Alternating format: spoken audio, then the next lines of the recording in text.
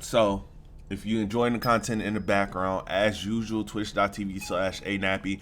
I'm trying not to promote too much on YouTube because a lot of people have told me they just like to watch videos. So I'm gonna just do a video today on EVO. Yes, we are talking about big EVO. It got announced 2 days ago, but I waited specifically 2 days. So I wanted to see the reaction of each community, and I think I got enough to talk about. So you already know what it is. Like, share, subscribe. It's your boy Nappy. I'm gonna be changing the channel name soon, but hey, it's still the kid Nappy. But let's get started on the vid. So look on my screen, look at the lineup. This lineup is probably the best lineup you could have had. I'm not gonna lie to y'all. EVO, y'all know it's the Super Bowl, and with our Super Bowl, you want to have the best games that represent each genre, each different type of community. And I feel like with this is the best lineup you can get, especially with you have an Ultimate Marvel vs. Capcom 3. That's going to be fire. I'm not gonna lie, I want to watch EVO in person specifically just for that game. I can care about anything else as a Strive player. I can care less about Strive at EVO because I want to see the announcements they make. Hopefully Marvel, we get a whole new Marvel coming out. But let's talk about some of the other games here. Now, let's be realistic here. A lot of these make sense. There are 2 games on this list that do not really make sense until you really think about it, and then it will open your eyes. So let's break it down. Street Fighter 6 obviously gonna be there, right? Street Fighter 6, probably EVO is going to be one of the premieres, so you're going to have a large turnout at EVO for that game, especially with them announcing that we ain't going to get to that meal that y'all are craving over that nobody going to win unless you've been playing Street Fighter 6, Street Fighter 4. Listen, I ain't going to lie, people going to be competitive in that. So Street Fighter 6 with the $1 million pot, it's probably going to bring the most revenue. It's going to have the most participants. It might have the most participants of all time. If we're being 100% honest, I think Street Fighter 6 is going to show the fuck off. Then you have Tekken 7. Obviously, Tekken 7 is the most popular fighting game right now if we're talking about traditional Brawlhalla or For Honor. But Tekken 7 is literally your most popular fighting game out right now.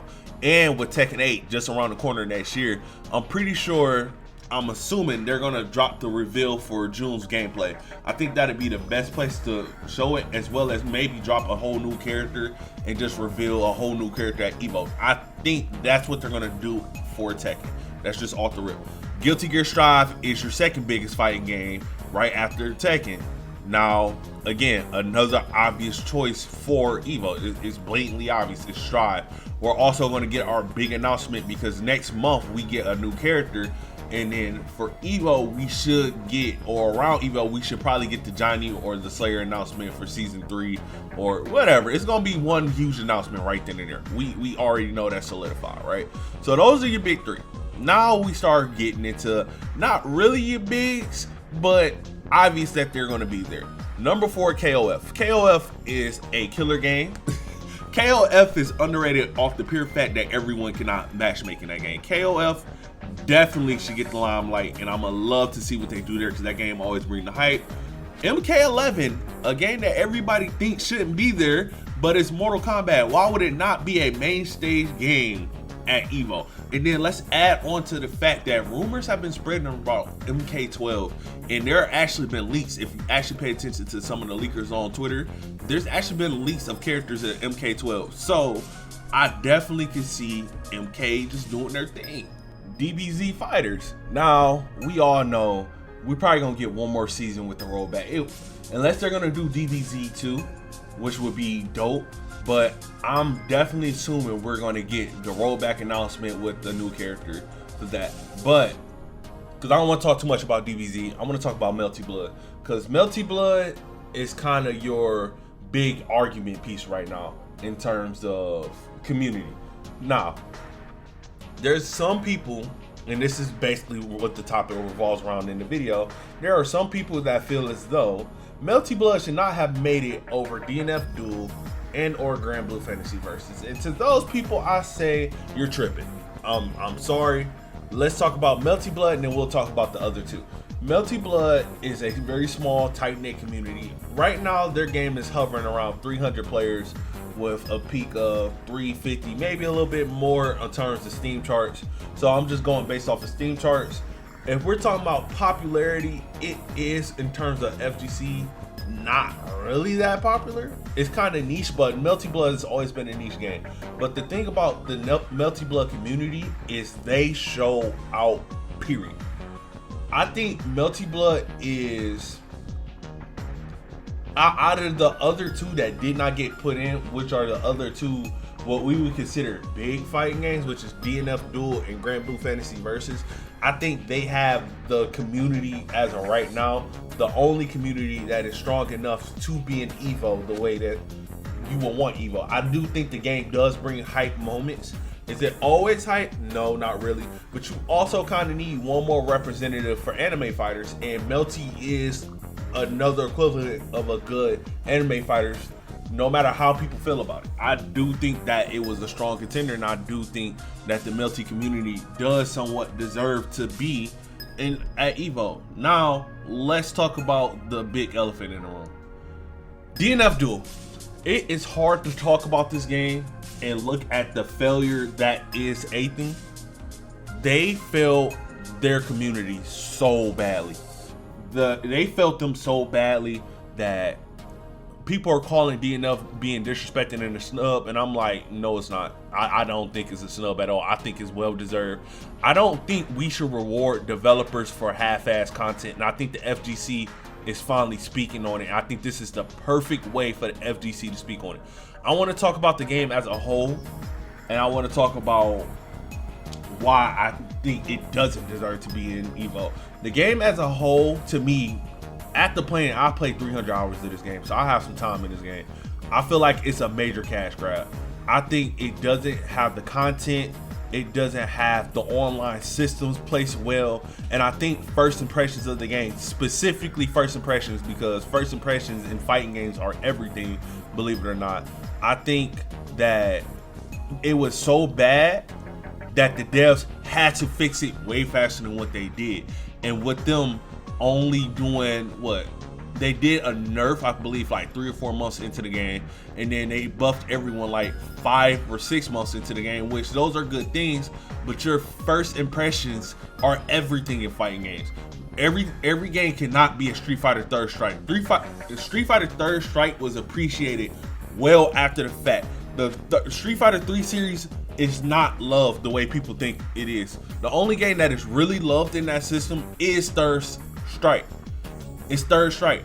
The first 2 games aren't really even talked about.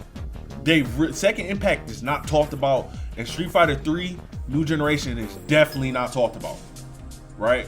Even when we look at Street Fighter 5. Street Fighter 5 first impressions turned off a lot of people. It took 5 years for them to get to where they're at right now, and if you still talk to people and ask if Street Fighter 5 an amazing game, a lot of people will still tell you Street Fighter 5 is trash. A lot of people will still do that. That is factual. That is factual. So if you don't have the pull like a Street Fighter, and DNF is not a household name, DFO, Dungeon Fighters Online, is not a household name at all. What the fuck make you think you're going to survive by not adding content, by not doing buffs and nerfs way sooner than what you did to address some of the stuff? What did you think would happen? So now you have a community where only 30 something people are playing, where if Yipes or Sonic Soul aren't streaming, Yipes for the tournament, Sonic Soul, unfortunately, because people want to troll the fuck out of him all the time, aren't streaming, nobody's watching that game. I don't understand why its community thinks that they should be in EVO. I think the community should have been harder on the devs and not, oh, thank you devs just because they buffed some characters. No, you have a character that got announced 3 months ago that still ain't out, and y'all think when that character comes out y'all not going to pay money for it and that's going to bring people back. It's crazy to me. One thing you cannot take away from Melty Blood, and this isn't to bash the DNF community, because I do think their community needs to be tighter knit, but I don't think they should be punished. But hey, we shouldn't reward devs for giving us half-ass work. One thing y'all can't say about the Melty Blood community is they did not fix any problems that were addressed. They got problems addressed, and 2 months later they fixed it. They fixed the matchmaking, they fixed the PC port, so the PC port works way better now. And on top of all that, they listened to their community. They gave them free content, and they fixed how shielding works so the game feels a lot better for people to play. And they even fixed the auto combo shit, so it's better for people that don't like the auto combos to play. So Melty, I think, deserve it. Now for Grand Blue Fantasy Versus, I thought they would have got it over Melty Blood. That's why that was my shocker pick. And the reason why I say that is because of Ryzen.